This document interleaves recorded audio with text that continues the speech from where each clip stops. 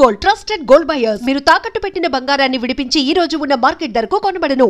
ఎక్కువ అటాచ్మెంట్, ఎక్కువ క్లోజ్నెస్ ఉన్న హీరో ఎవరు మీకు బాగా? రవి మొదటి మేము ఫ్రెండ్స్. రవి ఆయన పవన్ కళ్యాణ్ బాగా క్లోజ్గా. ఎందుకు ఆయనకి అంత అంటే ఏదో ఉంటుందిగా, చిన్న లింక్ ఉంటుందిగా? ఏమో తెలియదు నాకు, ఏదో కనెక్షన్ అంతే. జానీ సినిమాకి అరవింద్ గారి గురించి చెప్పాలి. ఆయన చుట్టూ తిరిగానండి. ఓకే. గీతా ఆర్ట్స్కి ఎవరెవరో వచ్చి పరిచయం చేసి పలానా ఏదో పరిచయం, ఒక్క సినిమా ఇవ్వాల అల్లు అరవింద్ గారు. ఆయన చేసిన గొప్ప పని ఏంటంటే పవన్ కళ్యాణ్ గారిని పరిచయం చేశాడు అంతే. ఒకసారి చిరంజీవి గారి దగ్గర తీసుకెళ్ళాడు నా పోరు పడలేక. మెడ్రాస్లో మెగాస్టార్ చిరంజీవి గారి ఇంటికి వెళ్తే ఆయన మామూలుగా చూసి ఓకే ఇన్స్టిట్యూట్ అంటే ఆయన ఆల్ ద బెస్ట్ ట్రై చేసి చూద్దాం, నేను లక్ ఎలా ఉంటుందో చెయ్యి, ట్రై చేసి తప్పే ఉందో నేను ఎంకరేజ్ చేశాను. తర్వాత వాళ్ళ ఇంట్లో పెళ్ళి ఏదో జరుగుతుంటే గులాబీ సినిమా రిలీజ్ అప్పుడే ఆయన స్టేజ్ మీద వచ్చి కౌలించుకొని యూ మేడ్ ఇట్ అని కాంప్లిమెంట్ ఇచ్చారు. ఆ తర్వాత చిరంజీవి గారు ఉన్న గొప్పదనం ఏంటంటే నేను సింధూరం చేశా. రిలీజ్ అయిన వెంటనే మా గుణసాగర్ నాకు బాగా క్లోజ్ ఆయన చూడాలని ముందులో క్యారెక్టర్ అనుకున్నాడు. చిరంజీవి గారిని ఏదో చేసి నెగిటివ్ క్యారెక్టర్. షూటింగ్ డేట్లు ఇచ్చేసారు, అన్నీ అయిపోయినాయి.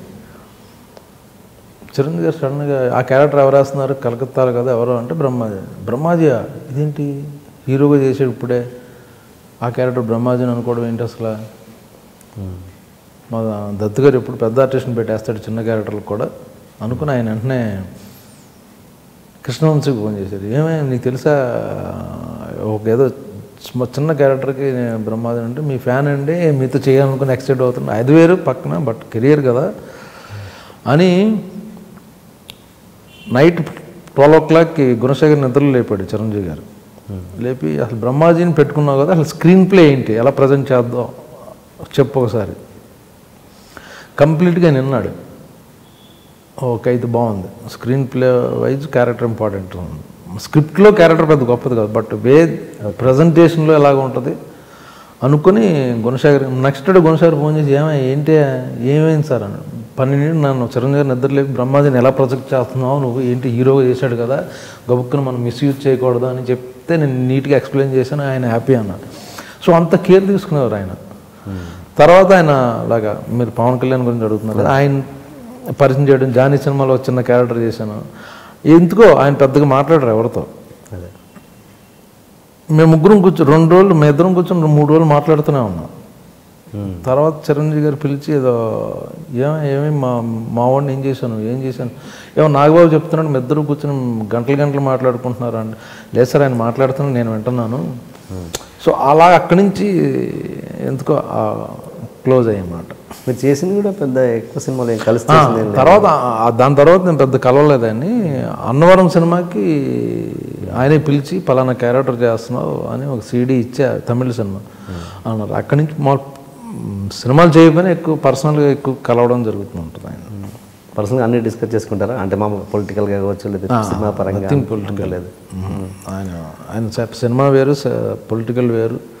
పొలిటికల్కి సంబంధించిన వాళ్ళతోనే పాలిటిక్స్ మాట్లాడతారు. సినిమా ఆర్టిస్టులతో పాలిటిక్స్ ఎప్పుడు మాట్లాడరు. ఓకే. అతను మీ ఒపీనియన్ ఏమన్నా చెప్పగలరా పొలిటికల్ కెరీర్ మీద? ఆయన అది పర్సనల్ అది అదే చాలా మంచి మనిషి. చాలా అంటే ఏదో చెయ్యాలని ఇప్పుడు ఆయనకు అవసరం లేదు పాలిటిక్స్ వెళ్ళాలని. మంచి పీక్ పీరియడ్ ఆయన సినిమా కమిట్ చాలు వెయిటింగ్ మాట, అంత క్రేజ్ ఉంది ఇప్పుడు. అది కూడా వదిలేసి పాలిటిక్స్లోకి వస్తున్నారు అంటే జెన్యూన్ ఏదో చేయాలి సొసైటీకి అనేది స్ట్రాంగ్గా ఉంది ఆయనకి. అది ఇప్పుడు జనరల్ కెరీర్ అయిపోతున్న టైంలో రిటైర్మెంట్లో ఏం చేద్దాం, పాలిటిక్స్లోకి వెళ్దాం, ఒక అంబిషన్ కదా, బాగుంటుంది కదా అనుకునే వేరు. బట్ ఇట్స్ పీక్ పీరియడ్ ఆయన ఇప్పుడు యాజ్ ఎ హీరోగా.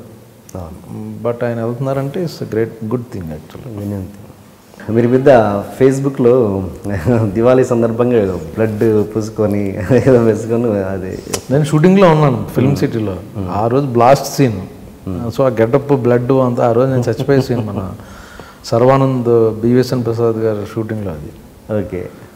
ఉంటే సరదాగా ఓకే సేఫ్ దివాలి అన్నది అదేదో లెక్చర్ కింద ఇవ్వకుండా అదో ఫన్నీగా అలా చూపించి హ్యాపీ దివాలి అండ్ సేఫ్గా ఉండండి అనేది పెట్టాను, ఎంత తప్పించి కంగారు పడలేదు ఎవరు ఫోన్స్ రావడం. చాలా నెక్స్ట్ డే చాలా ఫోన్లు వచ్చినాయి. ఏంటి వీళ్ళందరూ ఎందుకు చేస్తున్నారు అనుకుంటే ఏదో అయింది. కాదు సరదాగా. తర్వాత అందరూ వెబ్సైట్లో పెట్టారు సరదా ఫన్నీగా పెట్టాడు అది బ్రహ్మాజీ అని. ఓకే, మీరంటే ఇంకా మీ పర్సనల్ లైఫ్లో కావచ్చు, ప్రొఫెషనల్ లైఫ్లో కావచ్చు జరిగిన సాడ్ మూమెంట్ ఏదన్నా? ఫస్ట్ టైం చెప్తున్నాను. ప్రొఫెషనల్గా ఏంటంటే ఒక ప్రొడ్యూసరు రియల్ ఎస్టేట్లో ఫ్లూక్గా అడ్డంగా సంపాదించేసి అతను ప్రొడ్యూసర్ అయిపోయి హీరోలతో సినిమాలు తీయడం మొదలెట్టాడు. అతనికి అందరూ డేట్లు ఇచ్చారు. బట్ ఏంటంటే అతను వచ్చి యాక్చువల్గా ఇండస్ట్రీని పొల్యూట్ చేసి వెళ్ళిపోయాడు. హీరోకి డైరెక్టర్కి అతను కన్వీనియంట్ కోసం ఇద్దరికి అబద్ధాలు చెప్పేసి ఆయన చెప్పారు ఈయన చెప్పారు బాబు చెప్పాడని డైరెక్టర్కి బాబు ఇలాంటి గేములు నేను చెప్పాను కదా, షార్ట్ కట్ ఉన్నది షార్ట్ టైమే ఉంటుందని. షార్ట్ కట్లు చేసే పనులన్నీ నిజాయితీగా సిన్సియర్గా డిగ్నిఫైడ్ ప్రొడ్యూసర్స్ ఉన్నారు, మేకర్స్ ఉన్నారు మన ఇండస్ట్రీలో. 20 ఏళ్ళ నుంచి ఒక సంస్థ అంటే పేర్లు ఉన్నాయి. మధ్యలో వచ్చి 2-3 ఏళ్ళు డిస్టర్బ్ చేయడం వల్ల చేశాడు. ఎందుకంటే ఒక హీరో డేట్లు సంపాదన కోసం అతని దగ్గర సింపతి పొందడం కోసం మధ్యలో నా పేరు వాడుకుని ఏదో ఒక ఇన్సిడెంట్లో సరదాగా జోకులు ఎవరెవరో వేసుకుంటే అది నేనే చెప్పేశానని ఇంకో హీరోకి ఆ హీరోతో చెప్పాడు. అలాగా నాకు ఆ ఇద్దరు హీరోలకి మధ్య రైవల్ సృష్టించాడు అతను. ఓకే. అతని బెనిఫిట్ కోసం ఒక 6 months నేను చాలా స్ట్రగుల్ అయ్యా. ఓకే. తర్వాత నిజం నిలకడగా తెలుస్తుంది అన్న ఎందుకు అంటున్నానంటే నేను జెన్యూన్గా ఉన్నాను, నాకు సంబంధం లేదు. ఇప్పుడు ఒక టాపిక్ మనం మాట్లాడుతున్నాం, ఎంతమంది ఉన్నామండి, నేను పర్టికులర్గా మీకు ఏమైనా చెప్పానంటే మీరు ఒక సీక్రెట్ నాకు చెప్పారనుకోండి, ఆ బయటికి వెళ్ళిందంటే మీరైనా అవ్వాలి నేనైనా అవ్వాలి. మీరు చెప్పడం కానీ నేను చెప్పడం. ఒక ఇన్సిడెంట్, ఇక్కడ 6 ఉన్నాం, నేను ఏదో అన్నాను, 6లో ఎవరో ఒకరు చెప్పచ్చు. సో ఆ విధంగా అతను మోసేసాడు. మోయడం కూడా జరిగింది కూడా కాదు, యాక్చువల్గా అతను క్రియేట్ చేశాడు to get a sympathy from other hero. 6 నెలల తర్వాత ఇతను బయట ఉన్నాడు, ఆ హీరో ఆ ఇద్దరు హీరోలు మేము ముగ్గురం బాగానే ఉన్నాం. అతను ఇండస్ట్రీ నుంచి వెళ్ళిపోయాడు. సో అది చాలా స్ట్రగుల్ అయ్యాను నేను. ఓకే. అది చాలా బాగా ఒక 6 నెలల మాట. వాళ్ళిద్దరూ దూరం అయిపోయారు. తర్వాత అర్థం చేసుకున్నారు నేను ప్రయత్నం చేయాల, నేనేం తప్పు చేయాల, నా సైడ్ నుంచి ఇది అని. బట్ ఎక్కడో క్యారీ అయిన అవ్వడమో లేదా వినడమో లేదా ఫీల్ అవ్వడం, వాళ్ళు బాధపడి మొత్తం ఫైనల్గా ఇంకో హీరో అన్నాడు, వాడు బయట ఉన్నాడు, వాడు ఇప్పుడు మన ముగ్గురం బాగానే ఉన్నామని అన్నాడు అన్నమాట. అది నా ఫైనల్ అచీవ్మెంట్. జెన్యూన్గా ఉండి సిన్సియర్గా ఉంటే మధ్య మధ్యలో ఇటువంటి డిస్టర్బ్ చేస్తాయి. సో నేను ఎవరి జోలికి వెళ్ళను. ఇప్పుడు నా జోలికి వచ్చి నన్ను ఏదో చేసి ఇప్పుడు అతను లేడు ఇండస్ట్రీలో. సో అది నాకు చాలా హర్ట్. ఒక 6 నెలలు చాలా టార్చర్ అనిపించింది అన్నమాట. బట్ నా హ్యాపీ ఆ ఇద్దరు హీరోలతో వర్క్ చేస్తున్నాను, అందరూ బాగానే ఉన్నాం. ఓకే. ఏదా ప్రొడ్యూసర్ నటుడా? ఆ ప్రొడ్యూసర్ నటుడా?